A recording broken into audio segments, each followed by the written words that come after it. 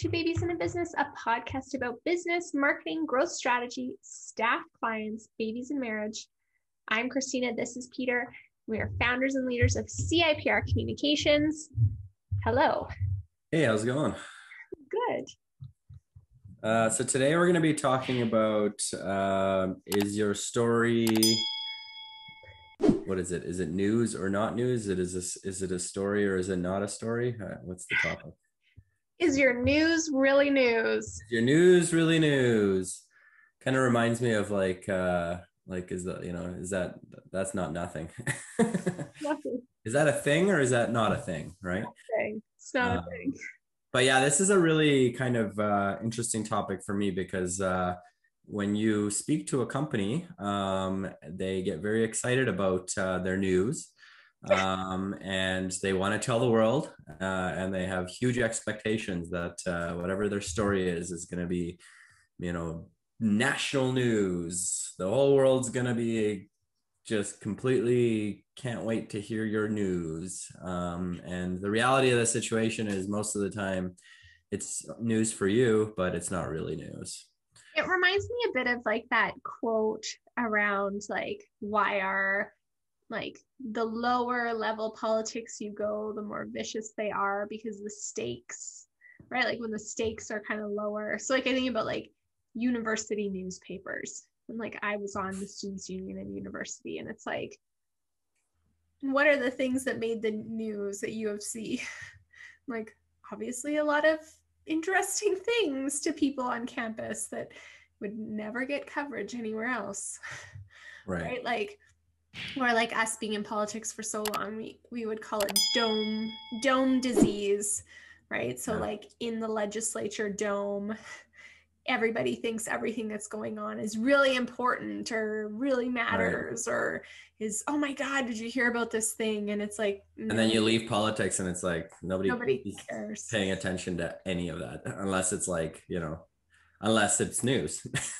Unless it's something that's actually like, wow, this impacts everybody and we all should care about this, which unfortunately these days is every day, but nonetheless. But yeah, it's what I'll say about this just at the top here is that what I'm finding these days is that certainly any company trying to pitch any kind of, and this is a little bit of an exaggeration because certain companies have a certain gravitas where it's news because they're the company they are. But any private, smaller company, less known company pitching a new product, a new service, a new offering, 9.9 times out of 10 is not news. Like it's really cool to them, really important to them.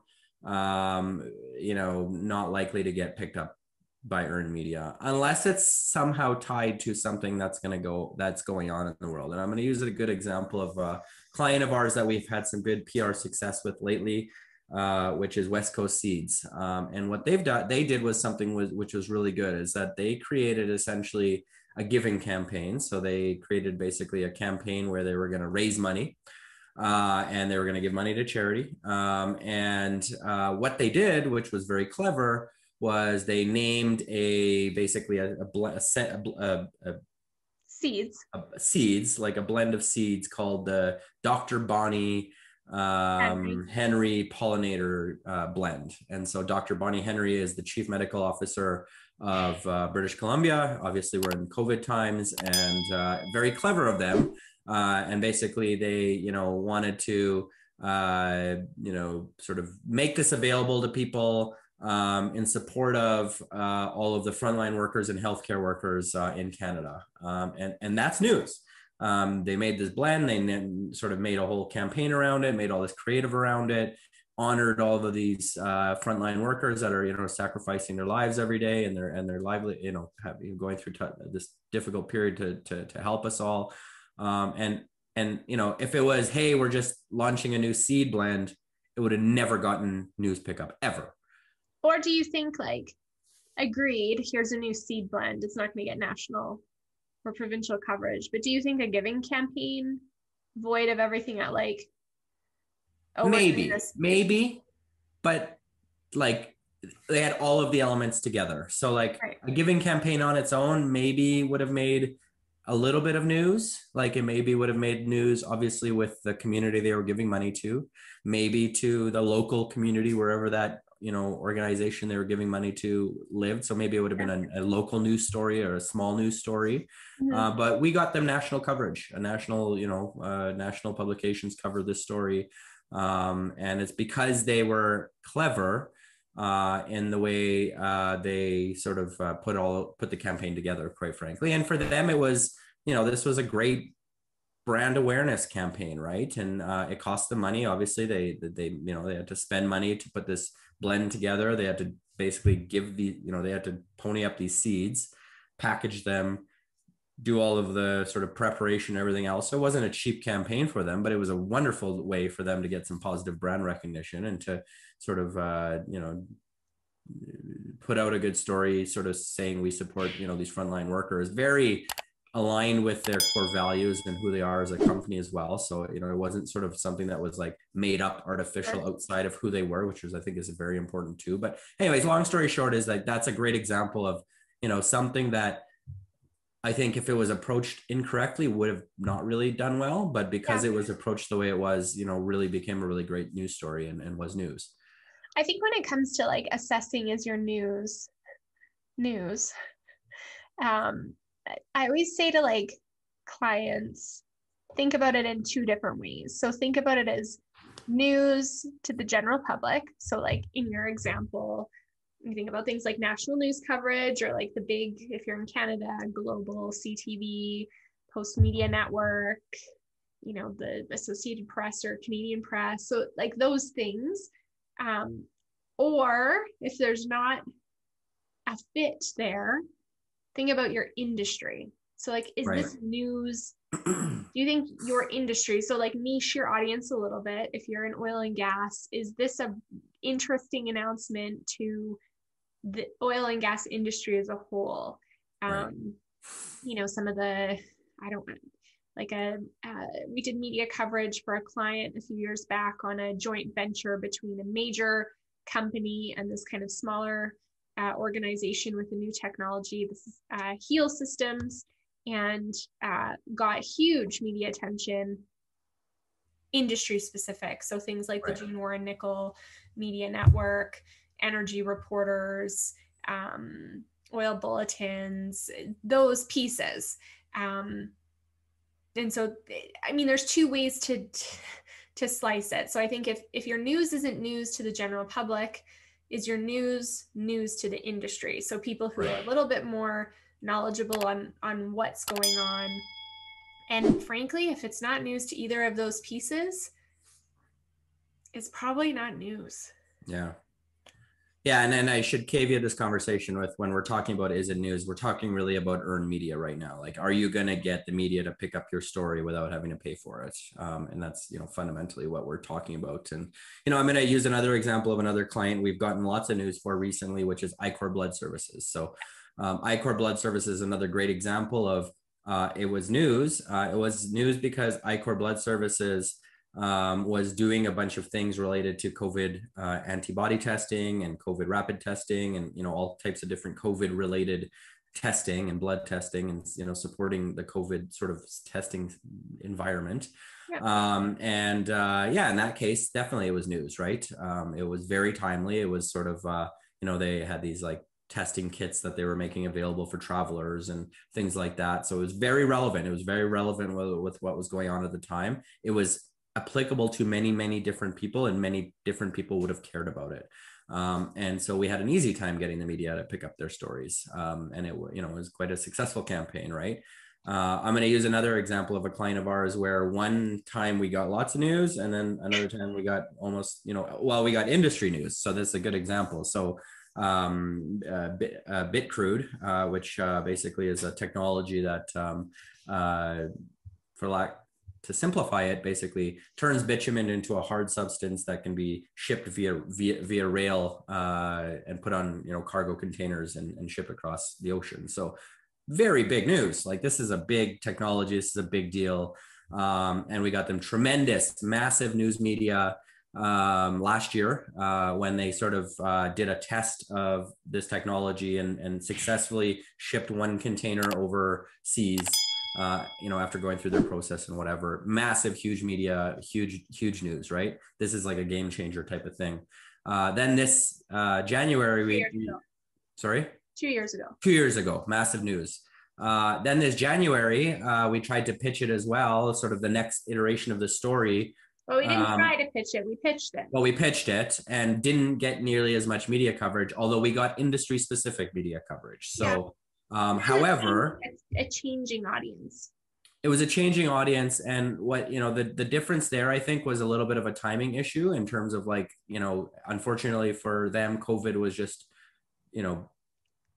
it was just the hottest thing going on. And I would argue, though, in that sense, I don't think COVID had anything to do with it. I think the story had already been told to the general public. Right. People didn't understand the nuances. The next announcement was very technical. The next announcement was something that the target, my argument would be the target audience was more about investors and people who understood oil and gas. Yeah, that's true. So to the general media or to the general public, like that's not, there's no story there. Yeah. Right. Your neighbor.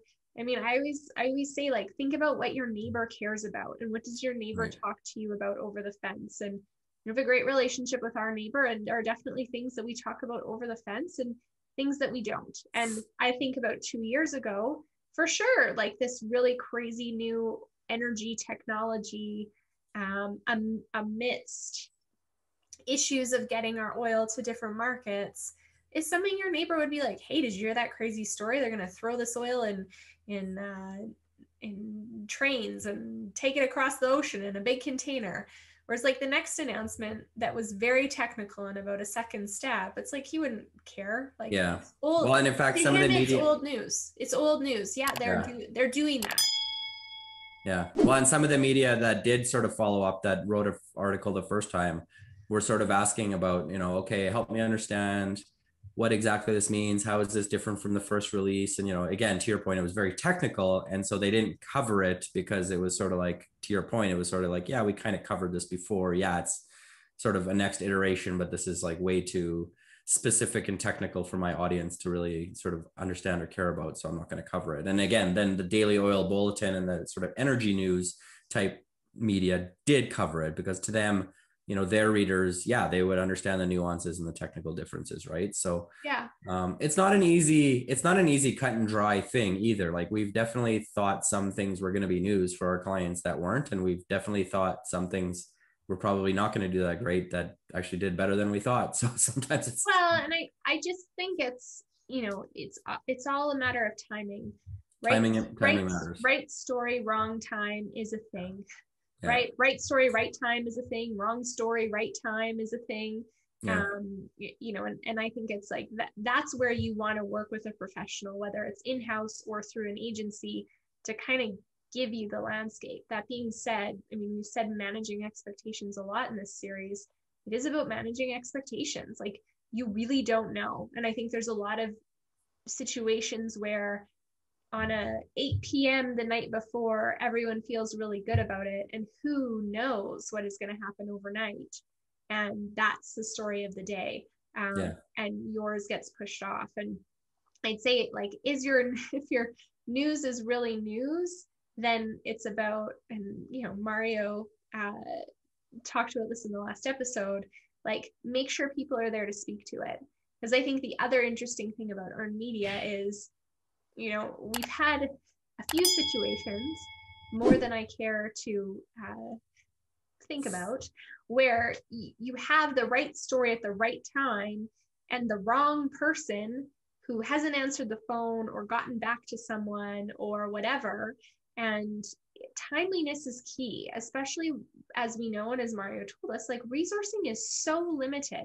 If that reporter has you at a certain time and slotted in, and he's trying to get the interview done, you got to get it done. Like, it's not, I'll call you back next week, or, right away, give me till the end of the day. It's about, before that news release comes out, are you prepped? Do you have the right media liaison in place?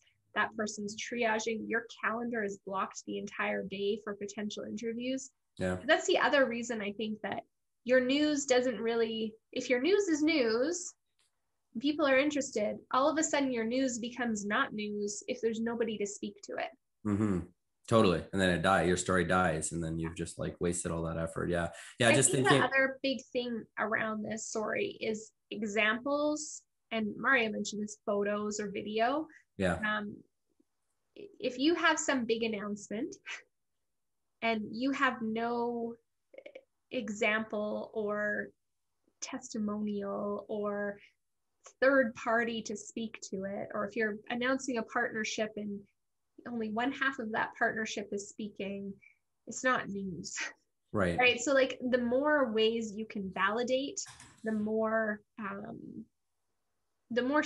certainty I think there is around on pickup and that piece. And then same with photography or video, or the more kind of that visual that you can provide. Again, thinking about limited resources of the media, if you can provide those things, then often you're making their job easier.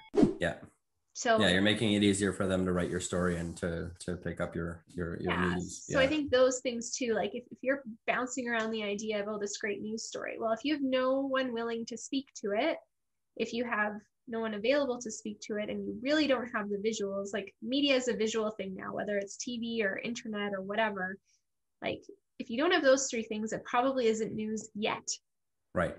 Yeah, you're probably not ready yet. Yeah, no, for sure. Yeah, I was thinking about, just as you were talking about the whole timing thing, and like we did a lot of PR for like cannabis companies kind of, leading up to and around legalization. And I think about a lot of the news releases we put out then that, were big news. Today would be like, who cares? Literally like not news at all. Whereas back then it was like legalization, Alberta-based company doing this and that, and it was huge news, right? Well, there are journalists covering literally cannabis beats. Yeah. Like I don't think that's 2 years later, I don't think that's even a thing anymore. Totally. Yeah. The other thing I'll say to this too is I think a lot of companies look at like publicly traded companies and see a publicly traded company, when they issue a press release, they have to do it for, for which, sorry? Transparency. For transparency and for like investor relations purposes, like they have some requirements, legal requirements. And there's a whole different community out there that sort of pays attention to publicly traded companies that does not pay attention to private companies. And so like, if you're sitting there as a company being like, man, Pepsi Cola, they get covered on everything and they get all this and that and the other. And it's like, they're in a different world and you cannot compare yourself to them, because their news, they first of all have an obligation often to put those press releases out, and they have an entire community whose job it is to analyze their every move because they're publicly traded. Yeah. Whereas as a privately held company, it's like there is no obligation, and frankly, very few people care. Like I hate to be so blunt, but it's so true. Okay. Whereas with publicly traded, it's like, it's, if you think back to our original, does this impact a lot of people? It's like, if Pepsi Cola bought bought something, another company, or did something, it's like that impacts a lot of investors. And so therefore it is news, right? Whereas if a private company does something, it may be just a small community of people that are affected. Yeah, no, it's good to look at it that way. I think, if you're sitting and reflecting on, is my news? And I think the other question is my boss or my superior telling me this is news and I need to find ways to put it out? I think it's okay. Is it earned media? Is it relatable to the general public? Is your neighbor going to care? Right. So like, is your neighbor going to care? Should be your earned media. So go ask a couple neighbors. Yeah. Like, do you find this interesting or not? And that's your like earned media play. Okay. Your neighbor doesn't care. So maybe you have one more avenue, and that's industry specific. So that's like, call up your industry colleague. Would this be something that your industry colleague outside of your company, right? So someone in the same industry, is this something that they would find interesting? So it's your earned media. I think that a paid media approach is this the right story at the wrong time? And then potentially you're paving the way for some paid media piece. Like, is this something that you think is overarchingly interesting to whether it's industry or public, but there's more going on in the world, and you're going to have a really tough time busting through the clutter because you're not Pepsi Cola. So I think that's the paid media, because what I don't want people to walk away thinking is like, oh yeah, well, okay, it's not our media, but we could throw 10 grand at this and like get it splashed everywhere. Well, you still want to be thoughtful about what you're splashing and just because it's appeared on the Postmedia Network as sponsored content, you still want people to read it. You don't just still want it to be interesting enough to get people's attention and to take action, right? Yeah. And then I think if it's neither of those things, but it's still important to you in your business, that's really where owned media comes in. You have a website. I think a company like, we mentioned Steel River Group in this series before, but we had helped them be very careful about, they have a lot of announcements. They do a lot of cool things. So is this a press release? Is this really interesting to industry or general public? Yes, several of them were. And then there were a couple partnerships where it's like, I don't know. I don't think, but they have great channels, a huge following. And it's like, this is a really great, post on your website or post on your social media channels. And they got huge attention on some of those things that didn't necessarily get media coverage, but on their LinkedIn channel and other places. Yeah. So I think thinking about all three of those things, what kind of news is it? Is it the right news at the wrong time? Or, is this something that we think our people, air quotes, would be interested in? And that's why I'd evaluate it. Yeah, totally. Final thought from me on this is just like, one-offs also just don't work. Like you need to be putting stuff out with some level of consistency. And sometimes when it comes to earned media, it may take 2 or 3 or so press releases sort of before you actually got the media's attention and or announcements or, own media announcements or whatever. But like, you need to be building that audience up, and you need like, people aren't just going to be like, and the other thing I'll say to this, final thought is like, this is why it's important to have your own media happening, why you need to have social media happening, why you have to have a multi-channel approach happening, because like the other thing that the media will do is they'll look at your company to see if it's legitimate. And if it's like the only thing you've ever done is put out a press release, it's like, guess what? Nobody's picking you up because you don't look legitimate. So, true. You know what I mean? You look like a shell of an organization. And so that's not going to work for you. So you need to sort of do some work ahead of time and build yourself up and build your credibility up before, you're really going to be taken seriously. Sounds like a reason why I need a PR strategy. Thanks. All right. Well, you know where to find us, iTunes and Spotify. Follow along, and don't forget to follow CIPR Comms and let us know what you're doing in your PR strategies in our comments. Thank you. Bye.